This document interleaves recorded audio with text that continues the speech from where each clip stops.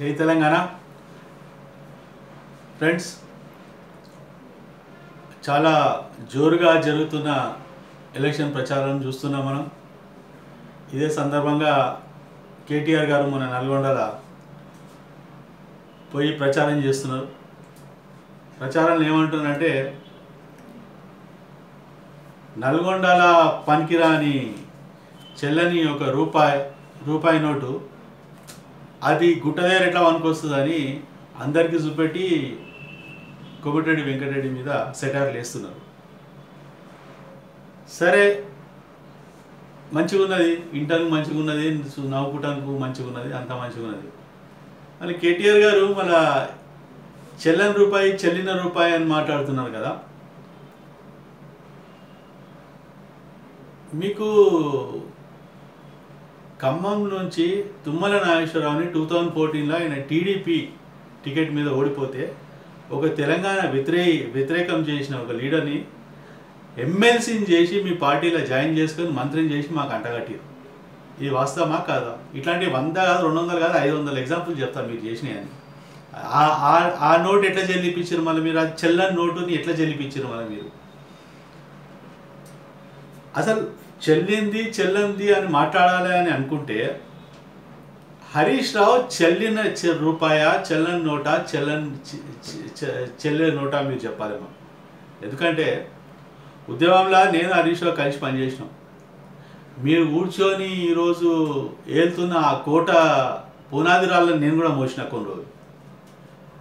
ఈ సందర్భంగా నేను ఎందుకు చెప్తున్నా అంటే, హరీష్ రావు గురించి చెప్పాల్సింది చాలా అవసరం ఉన్నది తెలంగాణ ప్రజలకు. చాలా పెద్ద లీడర్, చాలా కష్టపడి వచ్చిన లీడర్ ఒక హరీష్ రావు.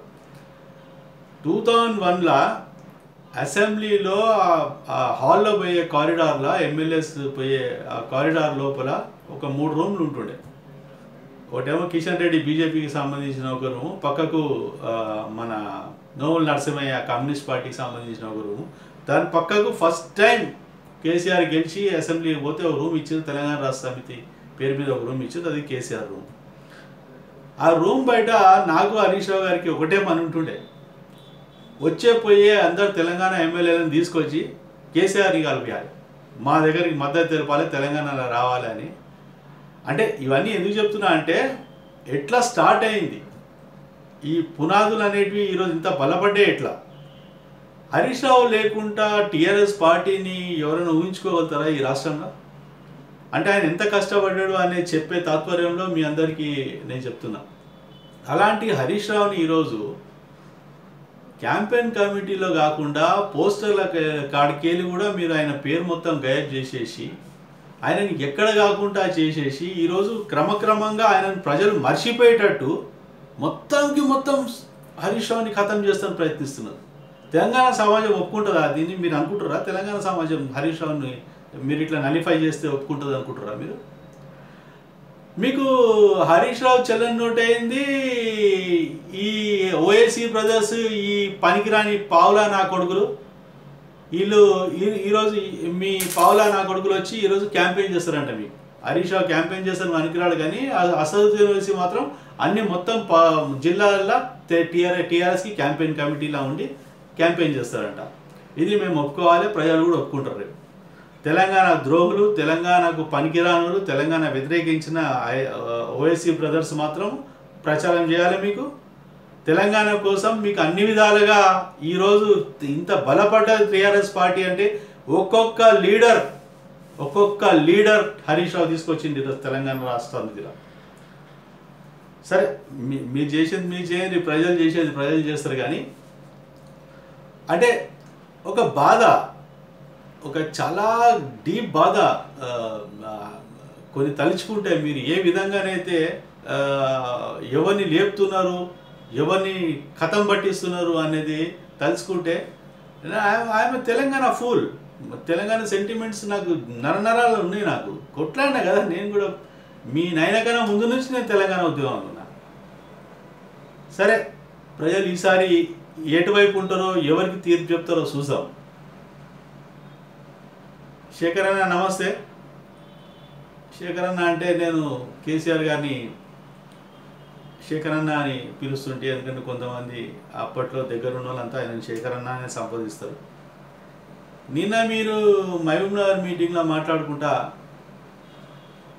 ఒక చాలా డేంజర్ మాట మాట్లాడారు. నిన్న మీరు పాకిస్తాన్కి సపోర్ట్ చేసినట్టు మాట్లాడారు. మీరు నిన్న సర్జికల్ స్ట్రైక్స్ అనేటివి పాకిస్తాన్ ఒక చీమ కూడా మా దగ్గర సావలేదు, మన నరేంద్ర మోదీ చెప్తున్నది నిజమా, పాకిస్తాన్ చెప్తున్నది నిజమా అనేది మీరు నిన్న ప్రశ్నించారు. అక్కడ ఒక రాష్ట్ర రెస్పాన్సిబుల్ చీఫ్ మినిస్టర్ అయ్యి ఉండి, భారతదేశంలో ఉండి మీరు మన ప్రైమ్ మినిస్టర్ని పాకిస్తాన్కి యాంటీగా పోయే ఒక ప్రైమ్ మినిస్టర్ని మీరు పాకిస్తాన్కి సపోర్ట్ చేసుకుంటే అది నిజమా కాదా అనేది అడిగే అంత మీకు ఈరోజు గట్స్ వచ్చినాయంటే only because you're supporting MIM party.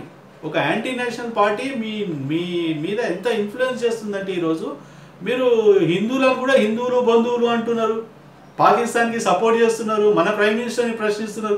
ఎంత కష్టకాలం ఉన్నా మన దేశం కష్టంలో ఉండి మనం మన ఎనిమీస్ తోటి పాకిస్తాన్తో కొట్లాడుతుంటే మన ప్రైమ్ మినిస్టర్ని మీరు బలపరుస్తారా, లేకపోతే మీరు ఆయన క్వశ్చన్ చేస్తారా? మీరు అభివృద్ధి అంటున్నారు కదా. నేను కొన్ని విషయాలు యాక్చువల్గా మేము పార్టీ అనౌన్స్ చేసినాక మాట్లాడదాం అనుకున్నా, కానీ ఈరోజు వచ్చిన ఒక పేపర్లో సర్వే, మీరు అన్ని సర్వేల గురించి మీకు అనుకూలంగా వచ్చిన సర్వేల గురించి చాలా చెప్తారు కదా. మళ్ళీ ఈరోజు ఒక సిఎంఎస్ సర్వే వచ్చింది ఈరోజు. దాంట్లో ఇండియాలో సెకండ్ మోస్ట్ కరప్టెడ్ స్టేట్ ఏదంటే తెలంగాణ అని ఈరోజు వచ్చింది. మరి దాని గురించి ఎందుకు చెప్తలేరు? మేము తెలంగాణ కరప్ట్ అని మేము ఫస్ట్ నుంచి చెప్తున్నాం. నేను హైదరాబాద్ క్రికెట్ అసోసియేషన్ #1 కరప్షన్, నాకు క్రికెట్ సంబంధం కాబట్టి నేను క్రికెట్ గురించి అనేది ఎక్స్పోజ్ చేసిన. 131 crores యాంటీ కరప్షన్ కోర్టు వాళ్ళని ఇండిక్ట్ చేసింది. దీంట్లో 131 crores మోసం చేసిండ్రు, ఇది తినేసిండ్రు, మిస్అప్రాపరేషన్ ఆఫ్ ఫండ్స్ అయిందని చెప్తే ఆ రోజు హెచ్ఐని తీసేయమంటే మీరు నిజానికి చెందిందని తీయలేదు. వాస్తవంగా నేను ఉన్నట్టు చెప్పుకోవాలి. మా కవితమ్మ డెఫినెట్గా క్యాట్కి సపోర్ట్ చేసింది. క్యాట్ కోసం ఆమె చాలా అంటే చాలా ప్రయత్నం చేసింది, న్యాయం జరగాలి. అవును, మన తెలంగాణ క్రికెటర్లకు న్యాయం జరుగుతలేదు, మీరు పోరాడే దానికి మీ పోరాటానికి నేను డెఫినెట్గా మీకు సపోర్ట్ చేస్తా అని ఆమె ఢిల్లీలో కూడా చాలా పని చేసింది. క్యాట్ కోసం రికగ్నిషన్ అఫిలియేషన్ రావాలి అని ఆమెకు నేను కావాలంటే నేను ఓపెన్గా చెప్తున్నా, ఆమె కోసం పోయి ప్రచారం చేస్తాను కూడా నేను రెడీ ఉన్నాను. ఎందుకంటే షీఈ్ అ ఫంటాస్టిక్ లీడర్. ఆమెకు ఒక ఫుల్ లీడర్షిప్ క్వాలిటీస్ ఎవరికైనా ఉన్నాయంటే కవితమ్మకు ఉన్నాయి ఈరోజు స్టేట్లో. అట్లాంటి లీడర్స్ మాకు కావాలి. తెలంగాణ కోసము ఎంత డీసెంట్గా, ఎంత హంబుల్గా, అట్లాంటి ఫంటాస్టిక్ లీడర్. అంత డిఫరెన్స్ ఉంది మీ ఫ్యామిలీలో ఒక మెంబర్కి ఇంకో మెంబర్కి.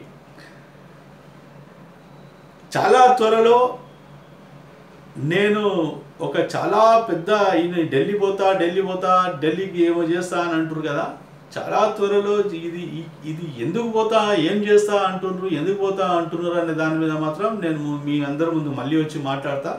డెఫినెట్గా చాలా అంటే చాలా ఇంట్రెస్టింగ్ విషయాలు, చాలా ఇంపార్టెంట్ విషయాలు అనేవి నేను మీతో షేర్ చేసుకుంటా త్వరలో వచ్చి. థ్యాంక్ యూ, నమస్తే, జై హింద్, మీ సునీల్ బాబు కొలన్పాక.